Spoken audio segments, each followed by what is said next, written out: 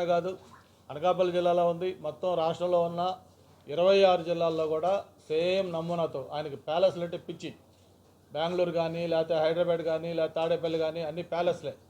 అలాంటి ప్యాలెస్లు కూడా పార్టీ ఆఫీసులకు కావాలని చెప్పని ఆ 5 ఏళ్లలో ఆయన కంప్లీట్ చేసిన పని ఏంటంటే ఈ విధంగా పార్టీ కార్యాలయాలకి భూములు తీసుకొని అవి మాత్రం ఎక్కడా పెండింగ్ పెట్టకుండా 100% కంప్లీట్ చేసి రంగులేసి వాటిని ఆపరేషన్లు తీసుకొచ్చాడు.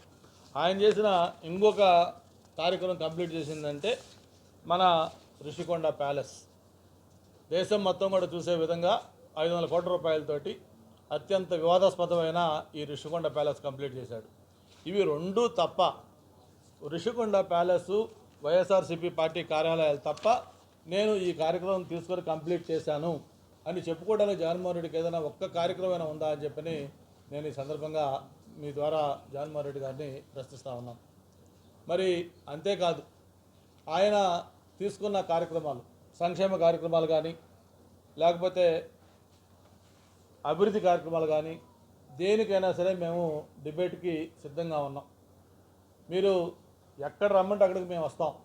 మీ 5 ఏళ్ల పరిపాలనా కాలంలో మీరే సంక్షేమ కార్యక్రమాలు చేశారు, ఎంతమందికి ఇచ్చారు, ఎంత మొత్తం ఖర్చు పెట్టారు, అలాగే మేము ప్రభుత్వం వచ్చిన తర్వాత మేము ఎంతమందికి ఇస్తా ఉన్నాం, ఎంత మొత్తం ఇస్తా ఉన్నాం, ఏ విధంగా చేస్తూ ఉన్నాం, అలాగే అభివృద్ధి కార్యక్రమాలు లాంటివి ఇవన్నీ కూడా మేము చర్చకు సిద్ధంగా ఉన్నాం.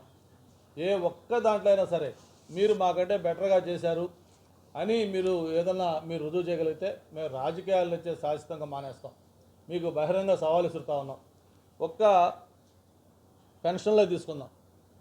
మీరు ఆ సంవత్సరానికి ఇచ్చింది 24,000 కోట్లు మీరు పెన్షన్లు ఇస్తే, అదే పెన్షన్లు మేము ఈరోజు 33,000 కోట్ల రూపాయలు పెన్షన్లు ఇస్తూ ఉన్నాం. అలాగే తల్లికి వందనం ఉంది, మీరు సంవత్సరానికి ఇచ్చింది 6,500 కోట్లు.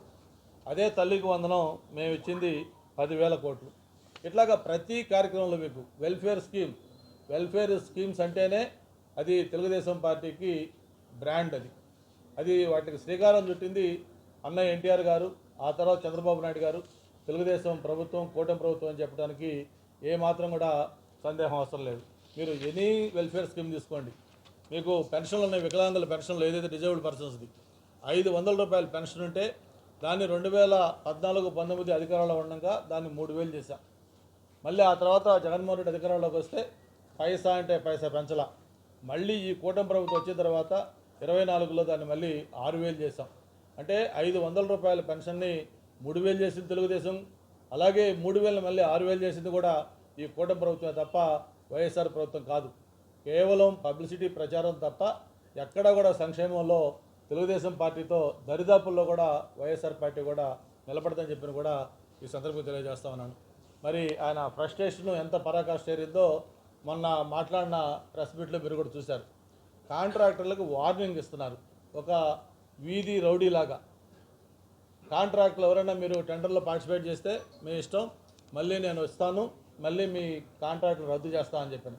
ఇది ఎంత దిగజారుడుతనం అంటే, నాకు తెలిసి ఒక స్వాతంత్రం వచ్చిన తర్వాత భారతదేశ రాజకీయ చరిత్రలో ఏ రాజకీయ పార్టీ, ఏ వ్యక్తి కూడా ఇంత దిగజారిపోయి మాట్లాడుతున్నాడు.